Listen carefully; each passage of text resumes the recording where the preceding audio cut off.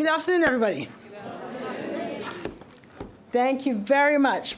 Such an honor to be here today, isn't it? Great. Okay, so today I'm going to be talking about developing the mindset of the new entrepreneur. And why are we talking about mindset? Because I've discovered that what distinguishes those that don't do well financially from those that do has very little to do with the circumstances in which they're in. Very little to do with the government that's in power, very little to do with the economy, or even their personal circumstances. Just like it was said earlier today, it has everything to do with what's going on in here and what's going on in here. So we're going to be talking a little bit about the mindset. And is there a new entrepreneur? You better believe it. Even before COVID, we were still not knowing what we would be in relation to the effect of the internet on the business world. But since COVID, it's been all change. And as we emerge, or hopefully emerge, from COVID, clearly we're seeing that the map of the global marketplace has been totally redrawn.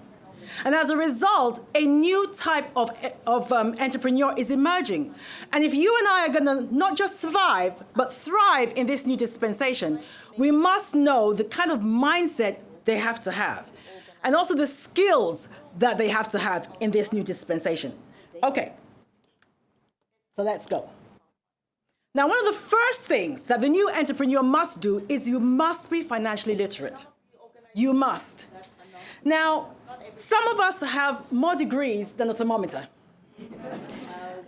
We're book smart, and that has its place. It's great to be book smart. But I discovered, sadly, later in life, that book smart and money smart are two completely different things. And if the truth be told, ladies and gentlemen, many of us don't understand money. We don't know how to get it, don't know how to make it, don't know how to keep it, don't know how to grow it, don't know how to preserve it for generations to come. And so what keeps happening, particularly in our community, is that each generation seems to start from ground zero again. I want to be able to build something that my children just have to put a little bit on top of it, and they're good. I want my grandchildren to say, thank God for grandma. That's what I want them to say. So you must understand your economic environment. Can I just ask, does anybody know what kind of economic system the UK operates? You see? Wow. Now, if you don't know the economic system in which you are operating or the environment in which you're operating, you are like someone who is playing a game and you don't understand the rules. How can you win? How can you win? So it's really important that we familiarize ourselves and up our financial literacy. So I'm going to give a microwave version of our financial literacy today, okay? So it's capitalist. We're operating a capitalist society. Now, what is capitalism? It is a system, a socio-economic system. Social means people, of course, and economic means money. It's a system by which money and people interact, okay? And the factors of production, for those of you who did economics and accountancy, the factors of production are all the factors that every healthy economy needs to keep ticking. Land, labor, capital, and entrepreneurship. Now, those factors are controlled and privately owned by a very small group of people. Now, why is that important for us to know? Because when the politicians stand there and they tell you that this is the land of opportunity, and all you need to do is work hard and pull yourself up by your bootstraps, and everything can be yours, that is a lie. And you mustn't buy into that. The factors of production are controlled and owned by a very small group of people. So if you and I want a piece of the pie, we got to own, okay? We've got to own. All right. Now, you might be thinking, oh, Bebe, that was such a large definition. I'm never going to remember that. Don't worry, your girl's got you. Don't worry. I've extracted the juice, and I'm going to give you the juice of that definition, okay? All right. Now, what I'm about to say now is the most important thing I'm going to say today. So please listen. In a capitalist society, there are three types of people. There are producers, distributors, and consumers. All right? So we're going to go through the three of them. What's a producer? A producer is somebody who makes something or creates something such that it adds such value to someone's life that they're willing to put their hand in their pocket and pay for it. Okay? I'm going to say that again because I think it's important. A producer is somebody who creates something or makes something that adds such value to someone's life that they're willing to pay for it. Now, here's the clincher. A producer and a business person are not necessarily synonymous. You might think that they were, but they're not. And the reason why I make that distinction is because many of us go into business because we have something we want to sell, only to expend time, effort, and money to discover that nobody wants to buy it. So a producer is not necessarily a business person. It's someone that adds value to somebody else's life. And value has two criteria. One, it solves a problem. Your product or your service solves a problem. Two, it meets a need. Preferably both, but at least one. So for those of you who said earlier that you're thinking about going into business, and those of you who might be new to the game, every step of the way you need to be asking yourself that question. What problem does this product solve? Because if it doesn't solve a problem and it doesn't meet a need, you're not going to be in business for long. I am a producer. What do I produce? I produce information that arms you with the tools with which to start a small business successfully, grow and improve your financial state, preserve your wealth for generations to come. I'm a producer. Okay? So that's the first thing. The next one is distributors. Now, a distributor doesn't make anything. They don't create anything. All they do is they bring the supply and the demand together. And you can make a hell of a lot of money doing that. One of my husband's clients owns a row of African cash and carries. Now, he doesn't make black-eyed peas, he doesn't make plantain, he doesn't make yam. All he does is he imports them from Africa to the African diaspora here. And he makes a hell of a lot of money doing that. A couple of years ago, his turnover was well over 10 million. And that's all he does. I am a distributor. What do you distribute, Bebe? I'm so glad you asked me. I distribute the same thing that I produce, the information and knowledge that will improve your life. Listen, like I said earlier, what problem does your product solve? When I think about what I do, I thought about what do people think about when they first wake up in the morning? How am I going to pay my bills? How am I going to pay the mortgage? How's Julie going to pay his school fees? That's what they're thinking about. So what I do solves that problem. It arms people with the skills they need to develop different income streams. Okay? Now, the third group of people are consumers. Now, we're all consumers, and there's nothing wrong with that. We got to eat, we got to live somewhere, we got to wear clothes, so there's nothing wrong with that. Although I think sometimes in our community, we tend to be too much of a consumer. But we'll leave that aside. That's for another day. But here's the clincher, guys. If you are going to do well in a capitalist society, you must, not perhaps, if or maybe, you must be found in at least two of these categories. As an entrepreneur, you must know that. If you are not, I've got some bad news. The chances of you becoming wealthy are very, very limited. Very limited. So here's what I want you to do. Real quick. Turn to the person on your right. Quickly get their name. Introduce yourself. Quickly get their name.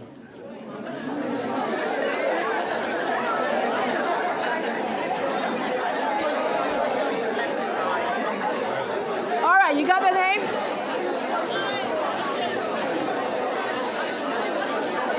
Okay. All right. Here's what I want you to do. Here's what I want you to do. Okay, guys. All right. Here's what I want you to do, guys. Okay, so turn to the person on your right, now that you've got their name, and ask them, Bebe, what are you producing? Ask them. Go.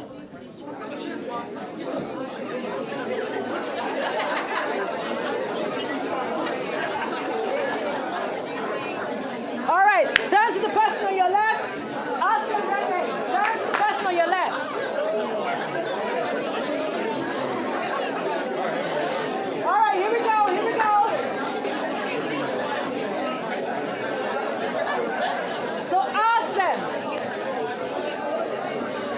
them, on the person on your left, ask them, what are you distributing? What are you distributing? And lastly, and once you get past the nervous laughter,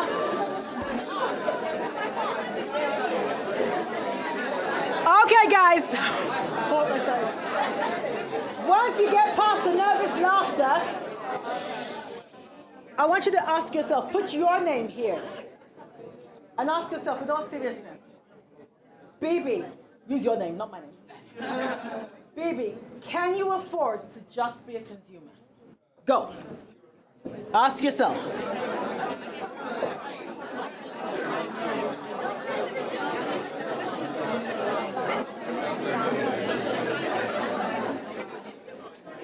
Okay. All right, now, you'll notice when I spoke earlier, when I was telling you about the people who do well in a capitalist society, the people that own the 4 factors of production, and the producers and the distributors, I didn't mention anything about employees. And that's because employees, sadly, don't do well in a capitalist society, especially those who are dependent on a single source of income. I read some research recently, and this really upset me, but it was true, because I actually don't know anyone who has become financially free on a salary. Research shows that in a capitalist society, after beggars, the next group of poor people are employees who are dependent on a single source of income. That's the truth. Now, it doesn't matter. You can be an employee. There's no problem with that. So please don't go into work tomorrow, slap your boss, and hand down your resignation letter. But if you are dependent on a single source of income, guys, let's be honest with each other. In this dispensation, with the rising cost of living, with the advancement of AI, we're looking at global food shortage, and the 1% of the world trying to financially dominate the 99% of the world. You want to be dependent on a single source of income? When the average millionaire has at least 7? To do that, ladies and gentlemen, is tantamount to economic suicide. And I'm purposely choosing that kind of caliber of word. So you can't afford to do that. You must develop different income streams. Now, the new paradigm. Entrepreneurs must be willing to, and I'm not saying anything revolutionary, you must have heard this before, you must be willing to learn, unlearn, and relearn. So let's go through those 3 things. If you have not already made the commitment from this moment on, commit to being a lifelong learner. Read, and read, and read. And keep coming to things like this. And get around people who are a success at what you are trying to be a success at. All right? So keep learning until they drop you in that grave. We don't arrive. We don't arrive. Just keep learning. Then unlearn. Be willing to unlearn. COVID taught us that. You got to be willing to unlearn. The day of, oh, this is how we've always done it, and if it ain't broke, don't fix it, that's gone. That's gone. What worked for you 6 months ago may not work for you today. So you have got to be willing to unlearn. And can I say this? For those of you who are in jobs that you hate, you know that? Jobs that you hate. In fact, I was reading some research, and they said that over 70% of heart attacks occur on a Monday morning between the hours of 8 and 10 when people are going to a job that they hate, they're underpaid, they're undervalued, their boss is a bitch, their colleagues can't stand them, they have nothing in common with their colleagues. Doing that day after day, week after week, year after year has got to do something to your self-esteem and your sense of self-worth. But the reason why a lot of people stay in that situation is because they're not willing to unlearn. I spent 7 years going to medical school, so I'm going to stay here, even though it's killing me. Go do something else, if that's not what your heartbeat is. Go do something else. And then you've got to be willing to relearn. Relearn. If the practice is not working for you, do something else. I was reading during COVID that there was a whiskey distillery. That during COVID, they stopped making whiskey. They started making hand sanitizer. They were willing to relearn. And that's what saved them as a business. All right? So we've got to be willing to relearn. Okay.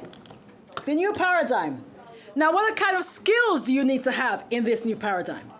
Knowledge is the new currency, and public speaking is the new bank. You remember Robert Kiyosaki? Does anybody remember him? Rich Dad, Poor Dad? Who's read that? Okay, cool. Knowledge is a new currency. Thankfully, it is. Everybody wants to know everything about everything. So whatever sphere of life you're in, somebody wants to know about it. But public speaking is the new bank. And I'm standing here as a living witness to tell you, ladies and gentlemen, that is true. There are so many ways in which you can make money from public speaking. And apart from the money, you must have this skill. Think about it. What area of business do you not need this skill right now? Video marketing, podcasts, radio shows, YouTube clips, Clubhouse, the phenomenon of Clubhouse. You've got to be able to speak well in public. I would go as far as saying that the ability to speak well in public is singularly the most important skill of the 21st century marketplace. You know, the day of each one, reach one. Oh, hi, can I get your business card? And I come and meet you in your office. When are you free in the next 2 weeks? And I come and do my school. Who's got time for that? No one's got time. You're going to do what we're doing today. Get in front of as many people as possible and talk to them clearly, confidently, and convincingly about what you do. Communicate in a language that they understand about what you do and how your business is going to change your life. How many minutes I got left? All right. Okay. I'm nearly there. Your network is your net worth. You hear that all the time. Your network is your net worth. I want to bring that home a little bit for you. Because I'm telling you, the people that you hang out with on a regular basis, they are going to determine where you end up in life and how much you are going to have in your bank account. Believe that. Listen, if you've got 7 broke-ass friends, guess who's going to be number 8? You need to get around a group of people who are purpose-driven. Getting up in the morning, just like my sister said just now, getting up in the morning with let's go, let's go, let's go. Life, I'm ready, let's go. You don't need people who are going, because honestly, some people are going nowhere and they want you to go with them. You don't need those kind of people. And I am ruthless. My husband will tell you this, he's here. My husband will tell you this, I am ruthless about looking through, he's that gorgeous guy over there. Looking through my phone book and looking, okay, when I talk to so-and-so, what do? We just gossip, she's going. Yes, I delete her number. What do I do with this one? She's going. You've got to do that if you want to do well financially. Your network is your net worth. Now, put systems in place that ensure that your business is not dependent on you physically being in an office. All right?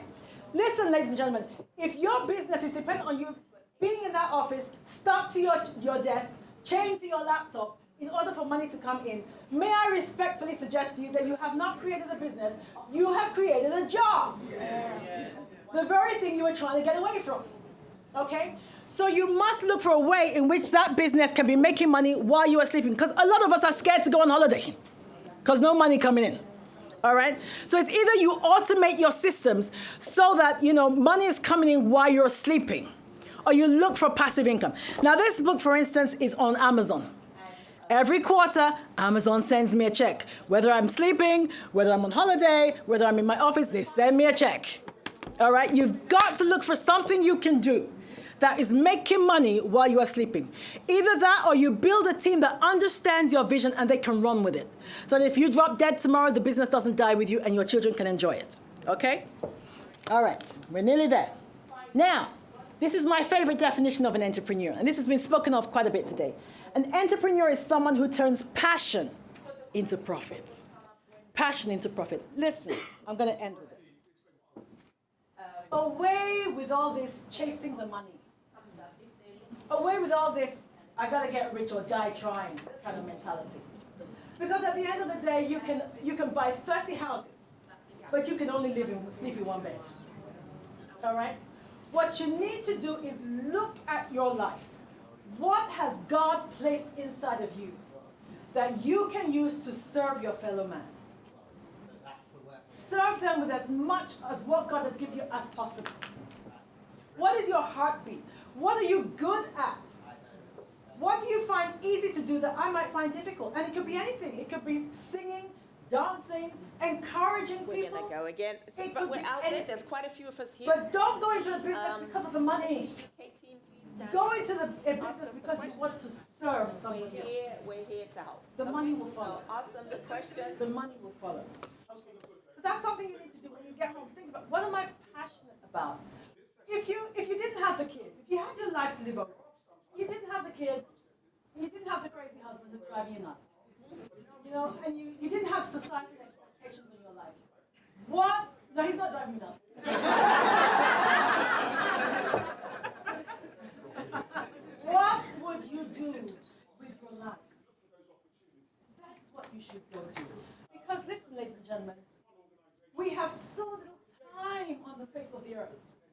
too little time to be or do something other than what you were born to be or do. And the last thing that you want is to get to the end of your journey. And at a time when you should be thinking, you should be looking back and thinking, wow, what a journey. The last thing you want is to be thinking about all the things you should have done, could have done, would have done, but you never did. All right? So hopefully that's what you'll do. And that's it. Woo!